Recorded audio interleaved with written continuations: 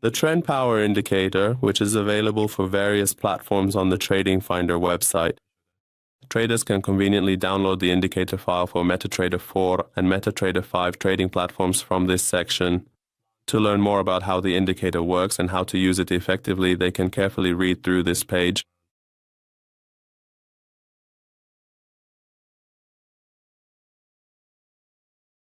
From the Navigator section, we select the indicator file, and by dragging the file onto the chart, we run the indicator.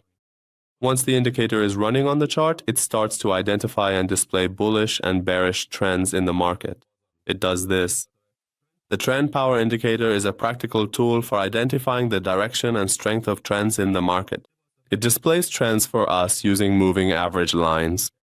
This indicator shows bullish trends by drawing blue lines and bearish trends by drawing red lines. And when the price crosses below the blue line, a bearish trend begins for us, and with the appearance of the red line, we can enter a sell position. Or when the price pulls back to the midline, we can use this opportunity to enter a new trade or to re-enter a previous trade. Or when the price crosses above the red line, we can enter a buy position or wait for the price to pull back to the midline again, and after that, enter a buy position in the market. Also, when the lines are not displayed continuously and appear more fragmented and in parts, it indicates a ranging market. In these situations, it's better to avoid entering trades and wait until a continuous line appears. Once a continuous line is shown, we can enter a position in the market when the price pulls back to the midline.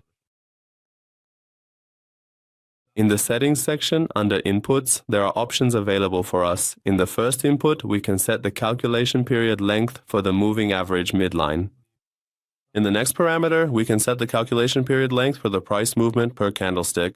Here we can set the parameter related to the ATR indicator, and finally, in the third input, we can specify the multiplier used in the ATR and the width of the lines that are drawn relative to the midline. We can specify this here, and by default it is set to 1. In the next parameter, we can also set the maximum number of candles for calculating and displaying the trend lines. We can specify this on the chart, and by default it is set to 2000 candles. This is counted from the current candle or the candle, but the last 2000 candles are checked backward and the trend lines are displayed for us. In the next section, we can enable the alert notification feature, or we can disable it, which by default this section is deactivated. And if the parameter alert is set to false, the next options are not useful, and by enabling the alert input, alerts will be issued for us when the trend changes. In the next input, we can enable or disable sending alerts to the mailbox. And to use this feature, in the Desktop Tools section under the Options menu, we need to have completed the email-related settings. In the next parameter, we can also enable or disable sending alerts as notifications to the mobile device.